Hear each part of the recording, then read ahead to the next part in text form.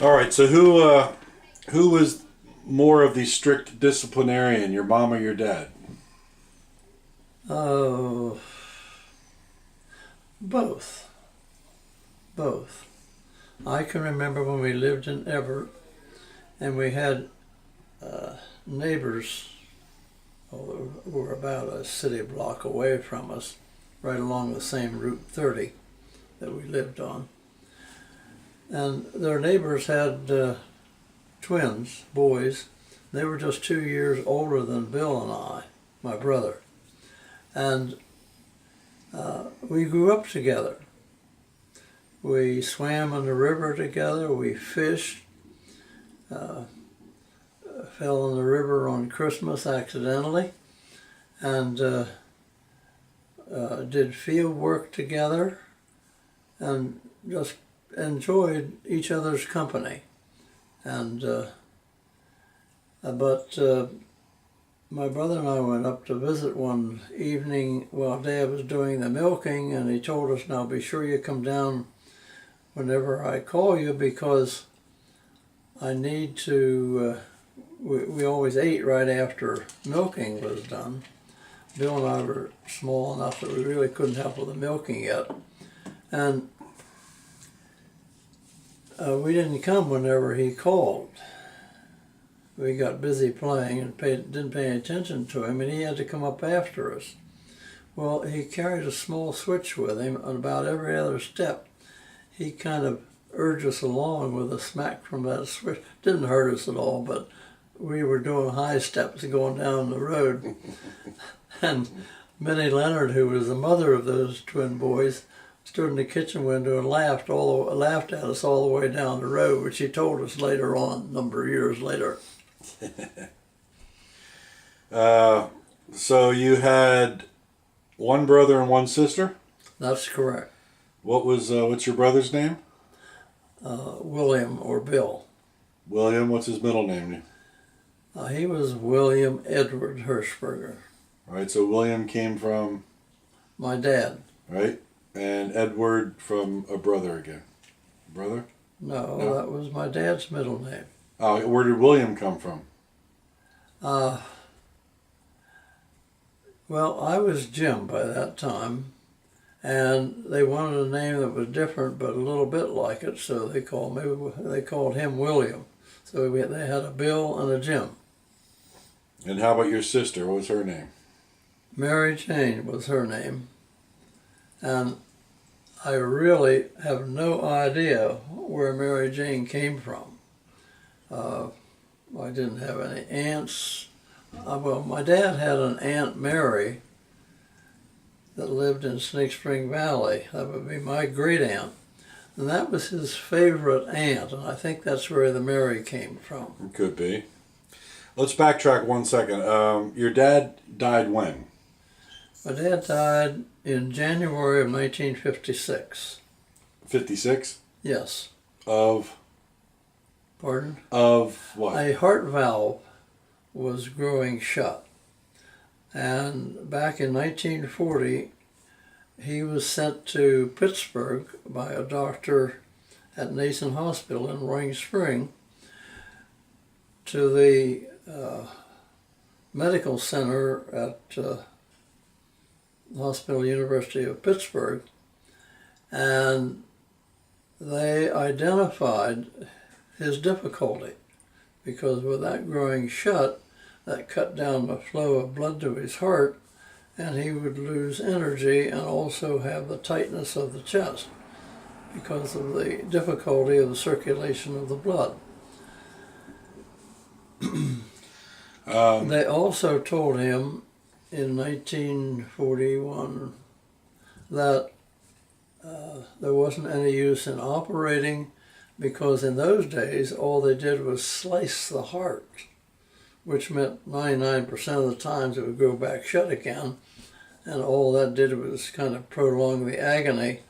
And so we had a meeting, the three children, my dad and mother, and we decided that he would not go through the agony of the operation, since it really wasn't guaranteed, that he would have some time where it would be working properly, you know what I mean?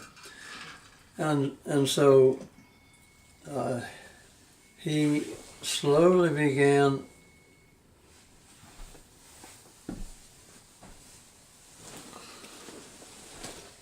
Well, you just want to get on camera or what? what are you doing? Hold on.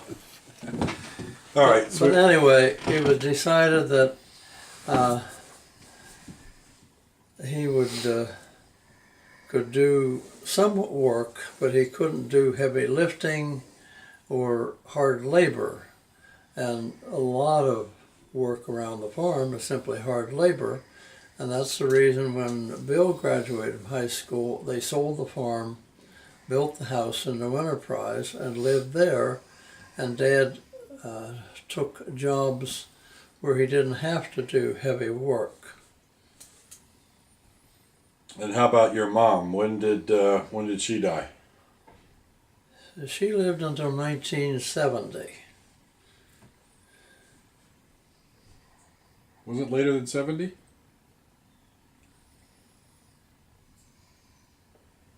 Had to have been. I really don't have the date, Mark. I thought it was more like 78. Let's see, it could have been 77 or because 78. she was around age 70 when she died. That would have been a little later, you're right. And she died from what? She died from what we call simply turning her face to the wall and deciding that she was done with life. She had, when she reached 65, she retired from working in the high school and elementary school cafeteria and kind of hung it up in that sense of the word.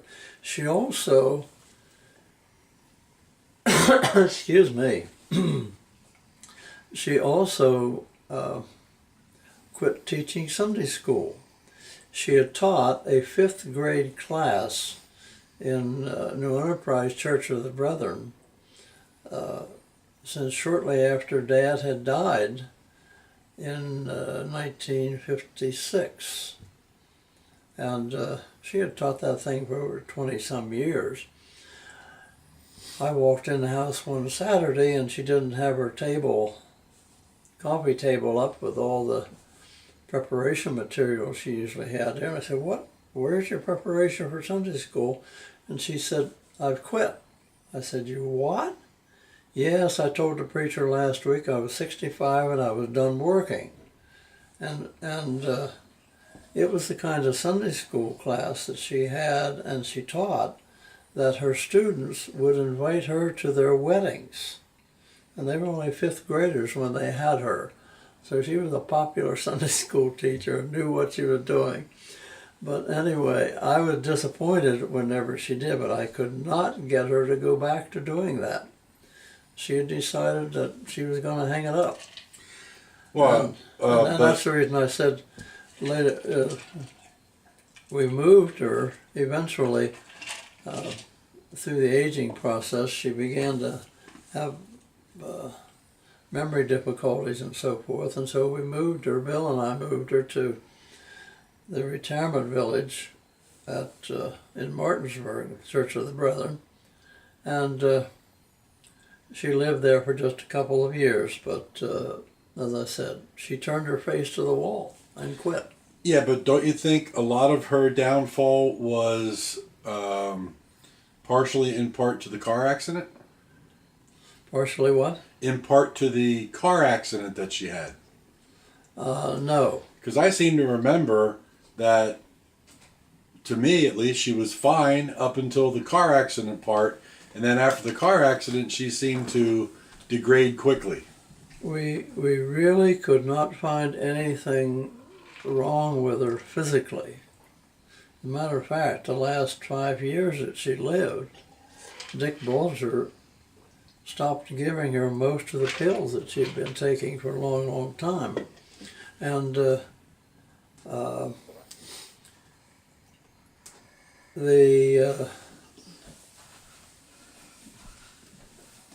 One of the things that you should know is that she never stopped grieving for her husband, George, my father.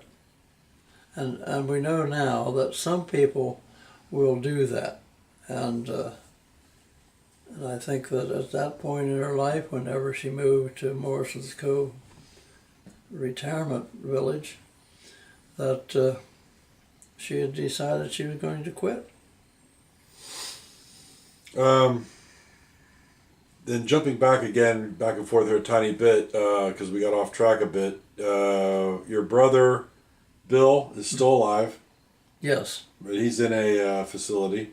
He's in a 24-hour care facility and had been diagnosed in the middle stages of Alzheimer's, which had progressed into the latter stages of Alzheimer's disease.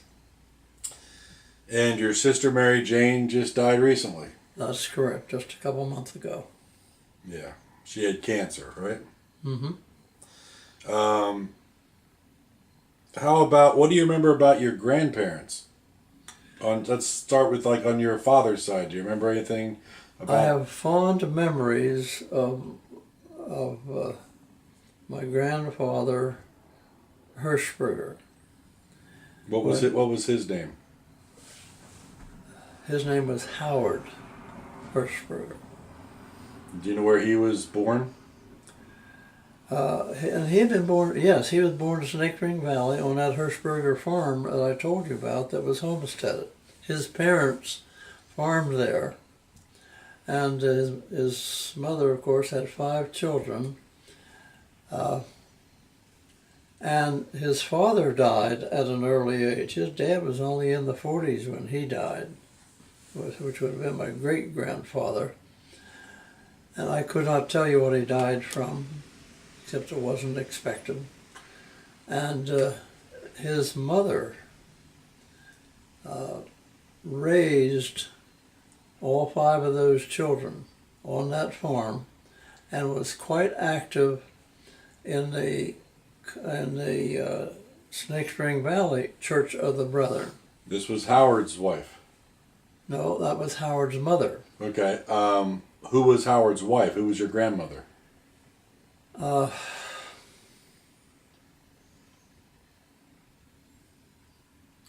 have to look her name up.